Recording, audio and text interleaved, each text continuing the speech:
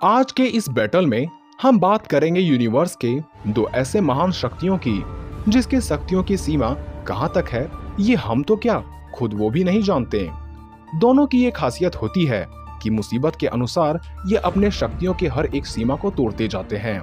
ऐसे में क्या हो अगर ये दो अलग अलग शक्तियां आपस में टकराएं? इनके टकराव से पूरी यूनिवर्स में कौन से बदलाव हमें देखने को मिलेंगे? क्योंकि हम बात कर रहे हैं डीसी यूनिवर्स के man of the steel Superman और मॉन्स्टर वर्स के गॉड गॉडजिला की। तो वीडियो में अंत तक बने रहें और वीडियो को जरूर लाइक कर दें। सबसे पहले बात करें सुपरमैन की, तो इसे मैन ऑफ द स्टील कहा जाता है क्योंकि इंसानों में कोई भी ऐसा नहीं जो इसके समान ताकतवर हो। यहाँ तक कि डीसी यूनिवर्स में भी काफी कम ही ऐसा योद्धा है जो कालेल को चुनौती दे सके। क्योंकि बात करें इसके शक्तियों की, तो ये एक ऑयल रिग प्लेटफॉर्म को अपने कंधों पर थामे रखता है। नेमेक से हो रहे मुकाबले में इसने नेमेक को ऊपर उठाकर कई 100 फीट दूर ट्रेन में यूं ही फेंक दिया। सुपरमैन ने धरती को क्रिप्टोन में बदलने वाले ग्रेविटी बीम के अंदर काफी देर तक खड़ा रहा। इसने फैंटम जोन के खिंचाव के विरुद्ध जाने में भी सफल रहा और फैंटम जोन को छोटा ब्लैक होल कहा जाता है जिसके खिंचाव से सूरज की रोशनी भी नहीं बच पाती। ऐसे में सुपरमैन का वहां से बचकर निकलना यह प्रदर्शित करती है कि इसे सुपरमैन क्यों कहा जाता है। अपने अंकल जोडेल से हो रही लड़ाई में इसने शहर के एक बड़े हिस्से को काफी आसानी से तबाह कर दिया और बैटमैन वर्सेस सुपरमैन में तो क्लार्क एक 6000 टन वाले शिप को उठाकर खींच लेता है। पर जस्टिस लीग वाले उस दृश्य को कौन भूल सकता है जहां समुद्र का शासक एक्वामैन, जियूस की बेटी वंडर वुमन तथा साइबोर्ग मिलकर भी सुपरमैन का सामना नहीं कर पाते। शक्तिशाली स्टीफन वुल्फ भी सुपरमैन की शक्तियां देखकर डर जाता है। सुपरमैन ने तो पूरे बिल्डिंग को ही उठाकर दूसरे जगह तक पहुंचाया है और एक अनुमान के मुताबिक वो बिल्डिंग 7000 टन से भी ज्यादा भारी होगा तथा 3 जुड़े मदर बॉक्सेस को भी काफी ताकत के साथ अलग किया है। वहीं दूसरी ओर है टाइटन का बादशाह गॉडजिला। जिसके शक्तियों की बात करें तो गॉडजिला जब म्यूटो और किंग गिदोरा को धक्का मारता है तो उस दौरान एक पूरा बिल्डिंग का सत्यानाश हो जाता है। वैसे म्यूटो के वेट के बारे में ज्यादा कुछ तो नहीं कहा जा सकता, पर बात करें किंग गिदोरा के वजन की तो ये 1,41,000 टन से भी ज्यादा भारी है। यानी एक और जहां सुपरमैन 7000 टन वाले बिल्डिंग को उठा सकता है, वहीं गॉडजिला ने तो उससे कई गुना ज्यादा भारी किंग गिदोरा को धक्का मारा है। यहाँ तक कि खुद गॉडजिला भी लगभग 400 फीट ऊंचा तथा 1,00,000 टन भारी दैत्य है। इसके इस विशालकाय शरीर के कारण ही इसके चलने मात्र से भूकंप तथा सुनामी जैसे प्राकृतिक घटनाएं उत्पन्न होने लगती है। गॉडजिला की बाइट फोर्स भी काफी ज्यादा इम्प्रेसिव है क्योंकि इसने म्यूटो को अपने जबड़ों के बीच दबाकर दूर बिल्डिंग में फेंक दिया तथा किंग गिदोरा के एक सिर को उसके धड़ से अलग कर दिया। यहाँ तक कि गॉडजिला का पूंछ भी काफी शक्तिशाली है क्योंकि इसने अपने एक ही टेल स्वाइप से म्यूटो की जान ले ली।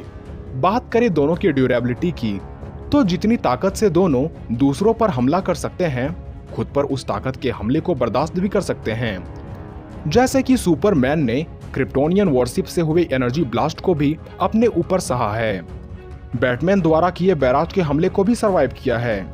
इस पर हुए डूम्सडे के एनर्जी ब्लास्ट का भी खास फर्क नहीं पड़ा था।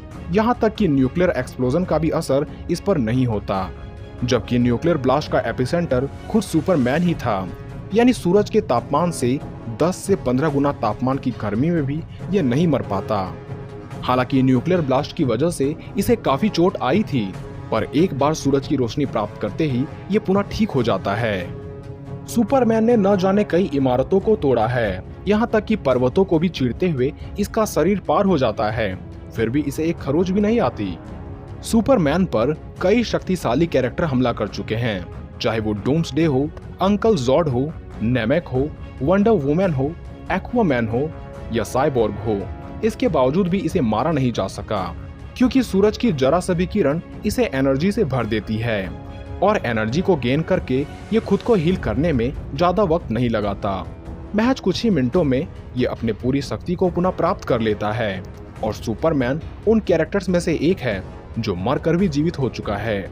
वहीं बात करें गॉडजिला के ड्यूरेबिलिटी की, तो ये काफी ज्यादा सख्त मॉन्स्टर है क्योंकि ये लगातार म्यूटो, रोडेन और किंग गिदोरा द्वारा हुए हमले को भी सरवाइव किया है। और म्यूटो तथा रोडेन की बात न भी करें तब किंग गिदोरा को ऐसा दैत्य माना जाता है जो गॉडजिला से भी ज्यादा भारी, स्पेशल एबिलिटी का मालिक तथा ज्यादा ताकतवर मॉन्स्टर है। उसके बावजूद भी ये पूरी तरह से गॉडजिला का अंत नहीं कर पाता। यहाँ तक कि जब इसके पास अनोखी शक्तियां नहीं थी तब भी पर्मियन पीरियड में जब धरती से उल्कापिंड टकराती है तब धरती से 99% जीव समाप्त हो जाते हैं, पर गॉडजिला उस विनाश को भी झेल लेता है। वही ताकत मिलने के बाद इसने 14 मेगाटन के परमाणु बम के ब्लास्ट को भी सरवाइव किया है। यहाँ तक कि परमाणु बम तो इसके लिए ऊर्जा ग्रहण का माध्यम बन जाता है। इस मॉन्स्टर ने तो ऑक्सीजन को भी नष्ट करने वाले डेस्ट्रॉयर के हमले को भी सहा है, जबकि उस हमले से आसपास के सभी धरती के जीव मारे गए थे। यानी ड्यूरेबिलिटी के मामले में गॉडजिला का सामना सुपरमैन तो कभी भी नहीं कर सकता। और गॉडजिला की स्पेशल पावर की तो हमने अभी तक बात भी नहीं करी है, क्योंकि बात करें इसके एटॉमिक ब्रीथ की तो ये काफी ज्यादा इम्पैक्टफुल है। इसकी गर्म श्वास ने तो फीमेल म्यूटो को जलाकर मार डाला था। इसके बीम के इंटेंसिटी से तो गिदोरा भी कई फीट दूर घिसक जाता है। ऊपर से इसके बीम से फैलने वाली रेडिएशन से धरती के जीव यूं ही मारे जाते हैं। इसके न्यूक्लियर बीम की गर्मी 50 लाख डिग्री सेल्सियस से भी ज्यादा होती है, जिसके चपेट से कुछ भी जलकर राख हो सकता है। इसके बीम ने तो धरती पर गहरा सुराग बना दिया था, इसलिए इसके न्यूक्लियर बीम की ताकत किसी को भी मारने की क्षमता रखती है। ऊपर से जब ये बर्निंग स्टेट में बदलता है तब ये खुद यमराज बन जाता है, क्योंकि इसके न्यूक्लियर पल्स बस मौत लाना जानती है, चाहे सामने किंग गिदोरा ही क्यों ना हो। पर सुपरमैन काफी ज्यादा फास्ट है, इतना फास्ट कि इसे देखकर एक पल को तो फ्लैश भी चौंक जाए।